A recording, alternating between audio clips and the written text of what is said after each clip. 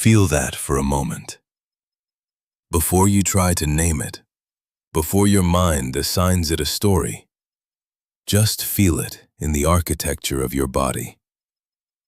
There is a heat that has been building, a low, persistent hum beneath the surface of your skin. For some of you, it lives in the solar plexus, a churning sensation like a furnace being stoked. For others, it has settled in the throat, a kind of thirst that no amount of water seems to quench, a dryness that is not of the mouth, but of the soul. You may feel it in your hands, an ache to reach for something, to hold, to be held. You may feel it as a restlessness in your sleep, dreams of vast, open spaces and a single distant figure you can never quite reach. Do not mistake this for a simple symptom of a stressful week. Do not pathologize it as anxiety or dismiss it as loneliness. This sensation is a signal. It is an ancient current that has found its way into the riverbed of your nervous system. It is evidence that something vast and impersonal has turned its gaze upon you, and your body, being the honest animal that it is, has registered the shift before your conscious mind had the language for it. This is not random. This is resonance. You are a tuning fork, and a great celestial bell has just been struck. Within the next 72 hours, two of the most powerful forces in our celestial pantheon will lock into a perfect 90-degree angle of tension. Venus, the principle of magnetic attraction, of value, of sensual and relational gravity, will square Jupiter, the great amplifier, the principle of expansion, faith, and meaning. On the surface, this sounds like a blessing.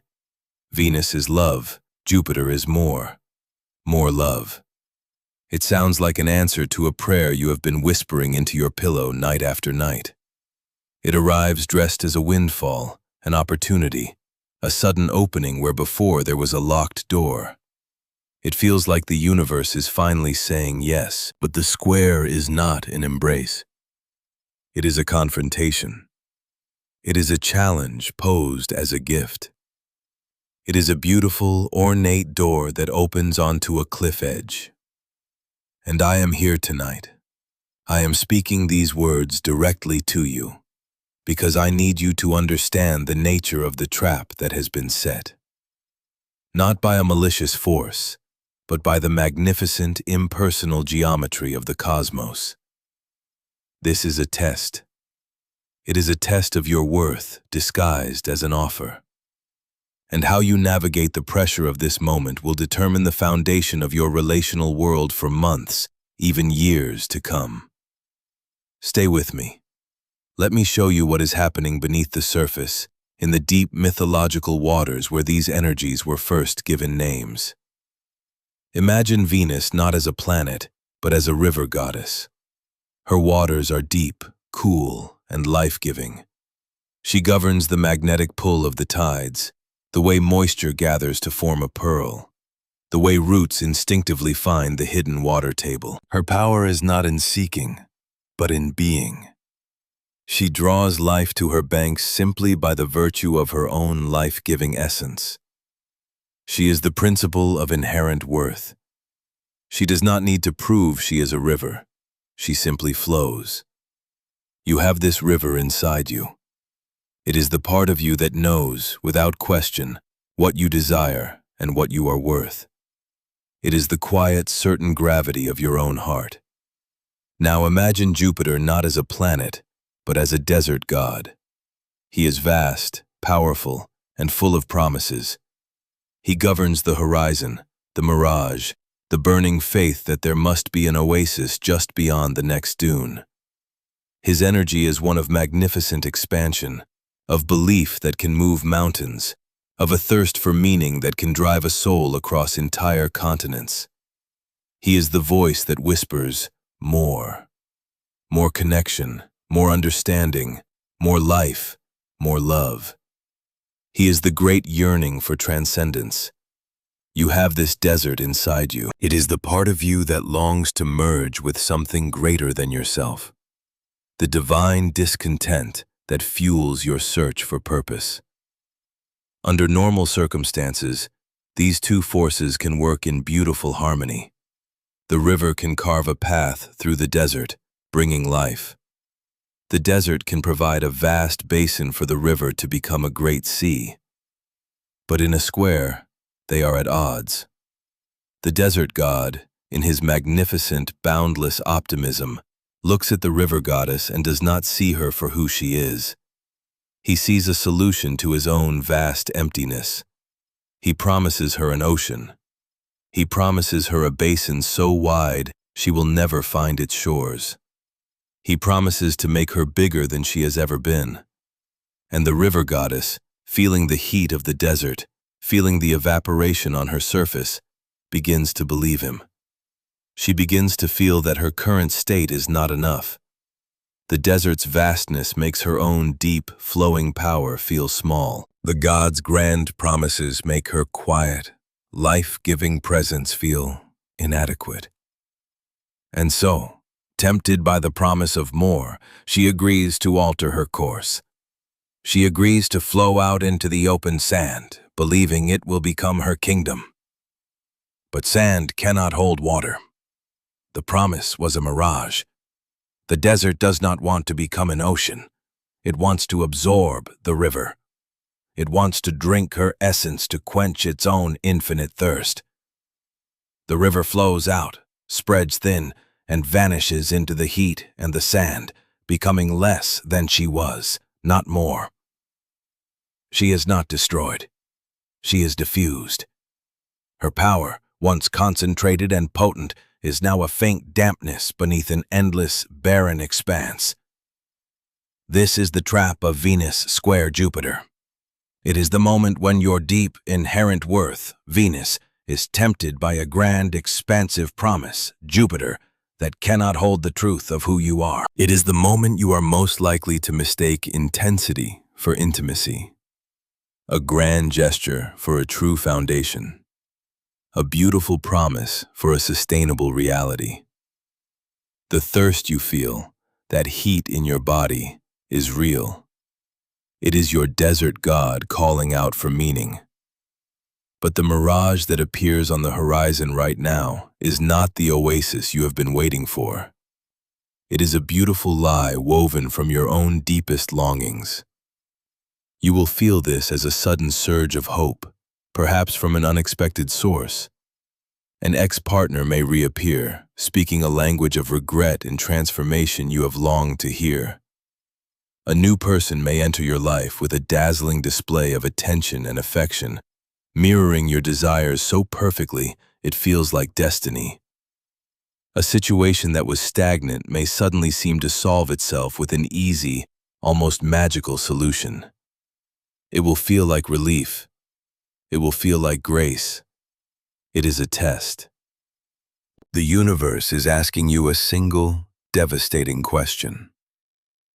Do you believe you are worthy of love only when it is offered in a form this grand, this loud, this dramatic? Or do you trust the quiet, steady flow of your own river, even when the desert around you is vast and silent? This is not a time to chase. This is not a time to say yes to the grand invitation. This is a time for stillness. It is a time to become the riverbank, to hold the shape of your own sacred container and observe what flows by. The energy of Jupiter is intoxicating. It inflates everything it touches. It makes a spark look like a bonfire. It makes a puddle look like the sea.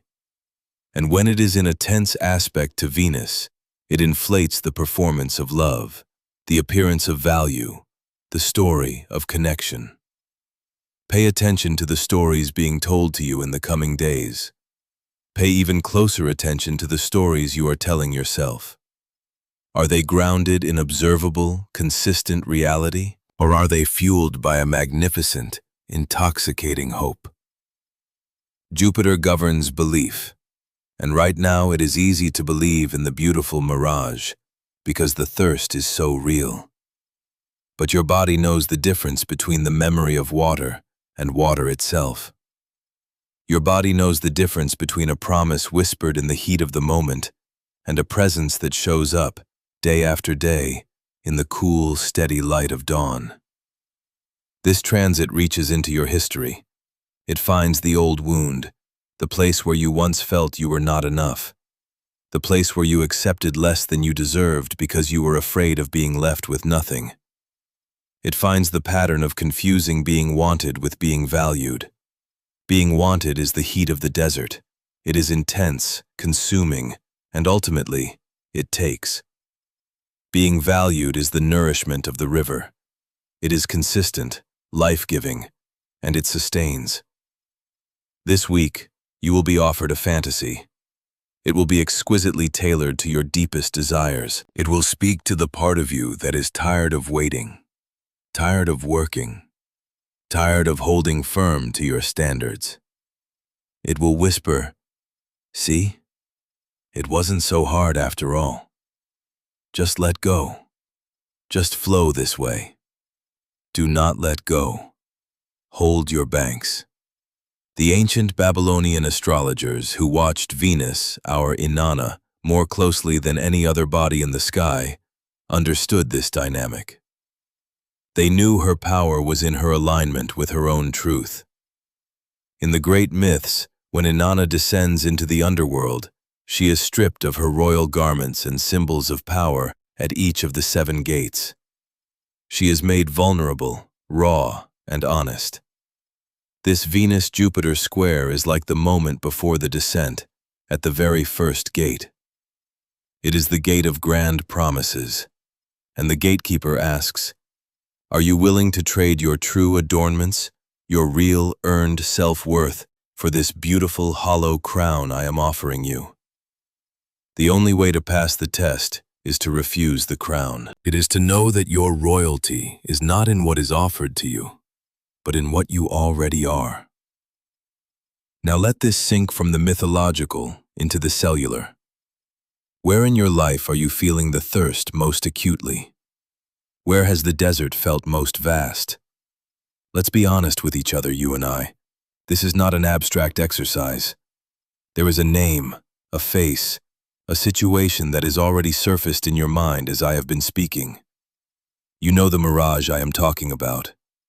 You know the grand promise that is either being dangled in front of you or that you are desperately hoping will appear.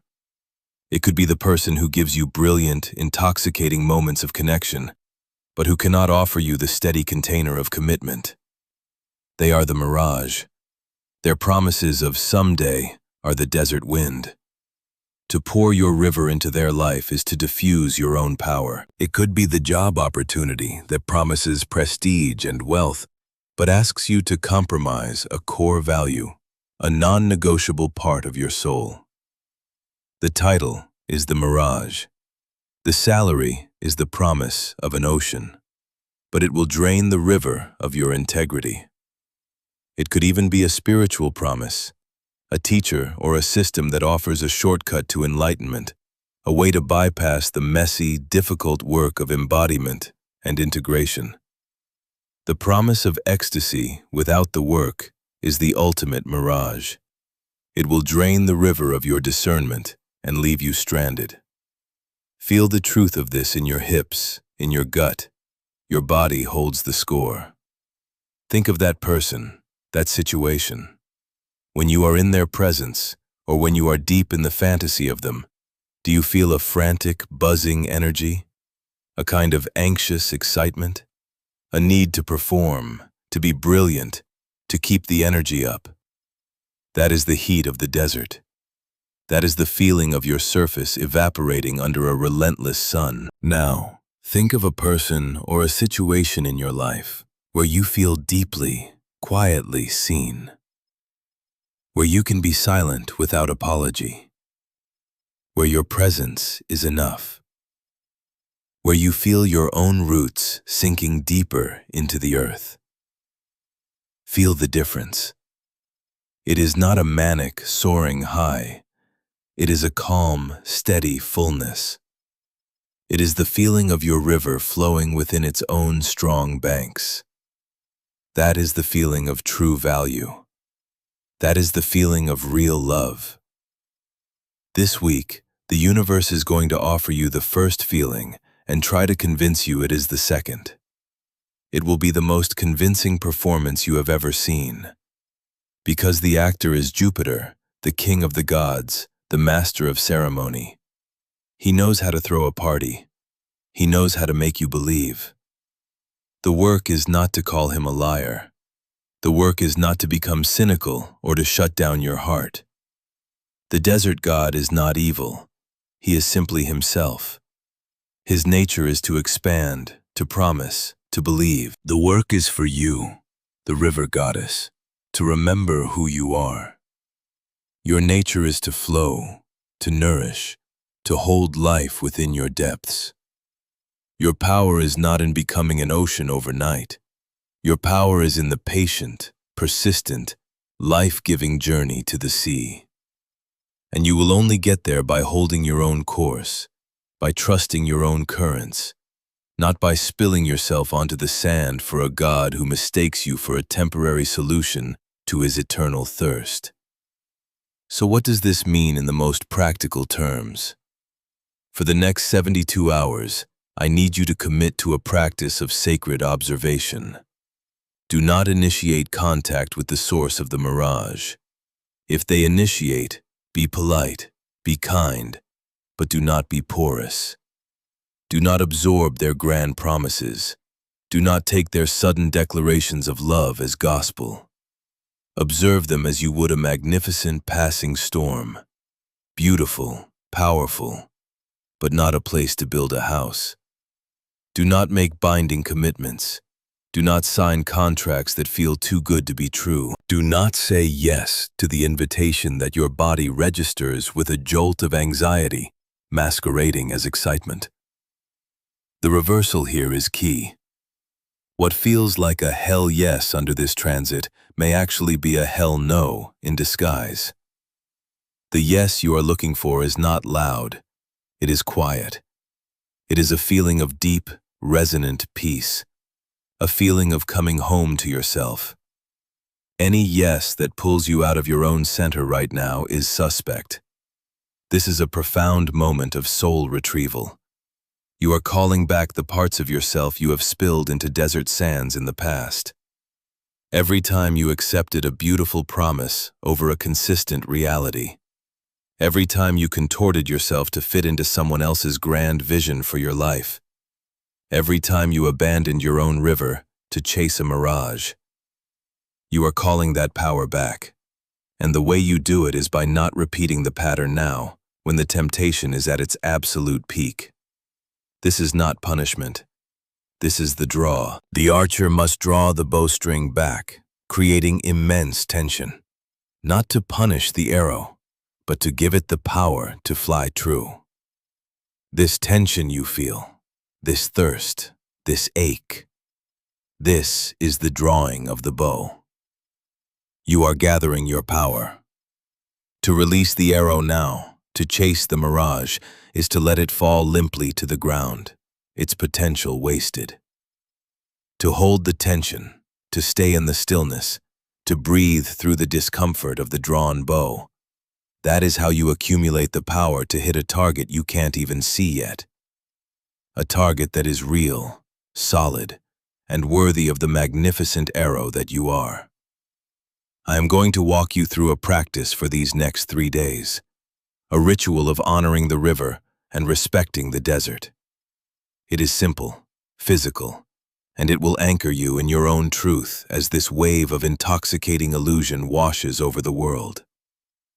You will need a clear glass or bowl, some water, and access to a piece of the earth, a houseplant, a tree, a small patch of soil. On the first day, the day the tension is building, I want you to perform the ritual of the vessel.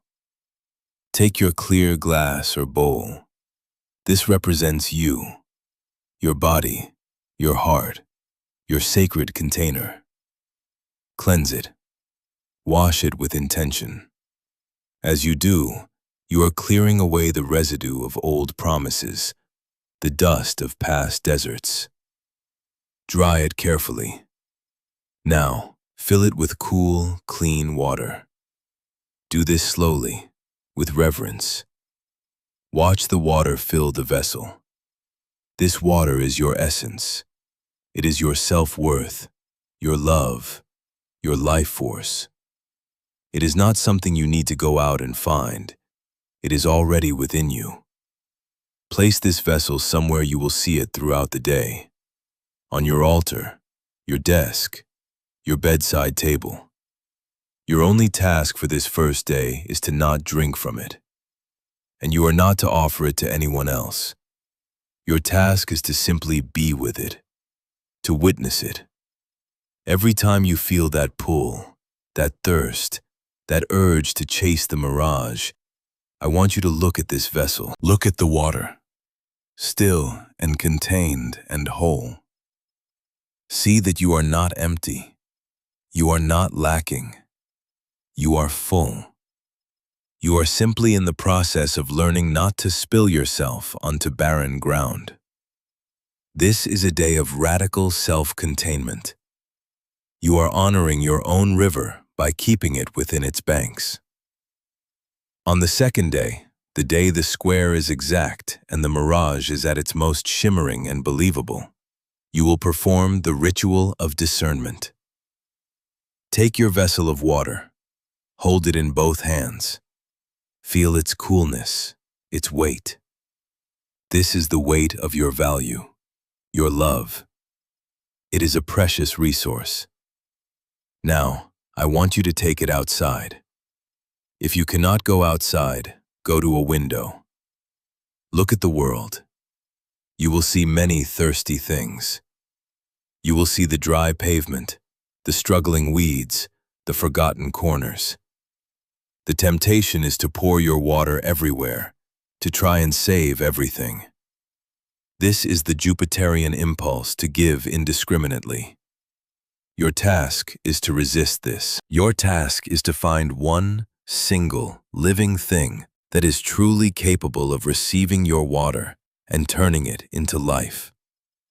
A potted plant that you have been tending, a tree in your yard with deep roots, a patch of earth where something beautiful is trying to grow. This is the act of discernment. It is the practice of giving your precious life force not to the loudest, most demanding, or most dramatic request, an act of sacred investment. Go to that one living thing. Before you pour the water, speak to it, silently or aloud. Say, I see you. I honor your life. I offer this water not from a place of lack or a need to fix you, but from my own fullness. May it nourish your roots. May it help you grow. And then, slowly, pour all the water onto its base, right where the roots are. Watch the earth drink it in. This is not a grand, dramatic gesture. It is a quiet, intimate, and profoundly powerful act. You have not wasted your water on the sand. You have invested it in life. You have honored your Venus by placing your value where it can truly create more beauty. On the third day, as the energy of the square begins to wane, you will perform the ritual of the sacred empty space. Go back to your vessel. It is now empty. Look at it. Your first conditioned response might be to see this as lack, to feel the anxiety of emptiness. I want you to breathe past that. This is not emptiness. This is holy space. This is potential. This is the sacred container that you have preserved. You did not allow it to be drained by a false promise. You did not crack it by trying to hold an ocean it was not ready for. You honored its integrity. Now, I want you to find a small object that represents your non-negotiable truth. A stone from a place you love. A piece of jewelry that holds deep meaning. A key to your own home.